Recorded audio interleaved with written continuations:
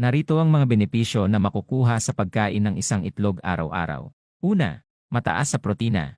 Nakakatulong ito sa pagpapalakas ng mga muscle at pagpapanatili ng tamang gana sa pagkain. Pangalawa, abot kayang nutrisyon. Mura lang ang itlog pero puno ng mga bitamina at mineral, tulad ng vitamin B12, selenium, at vitamin D. Pangatlo, pampatibay ng buto.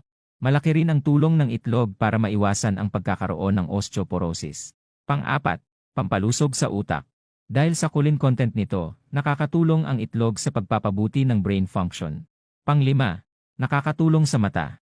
Mayroong lutein at zeaxanthin ang itlog na makakatulong sa pag-iwas ng mga problema sa mata tulad ng cataracts. Pang-anim, pampababa ng presyon ng dugo. Mayroong mga peptides sa itlog na nakakatulong sa pag-regulate ng blood pressure. Pang-pito, mapababa ang kolesterol. Kahit may kolesterol ang itlog, hindi ito nakakasama sa karamihan ng tao dahil sa mababang saturated fat content nito. Pang-walo, pampababa ng timbang. Maraming protina ang itlog na makakatulong sa pagkontrol ng timbang at pagbawas ng mga unwanted fats. Pang-siyam, pampatibay ng immune system.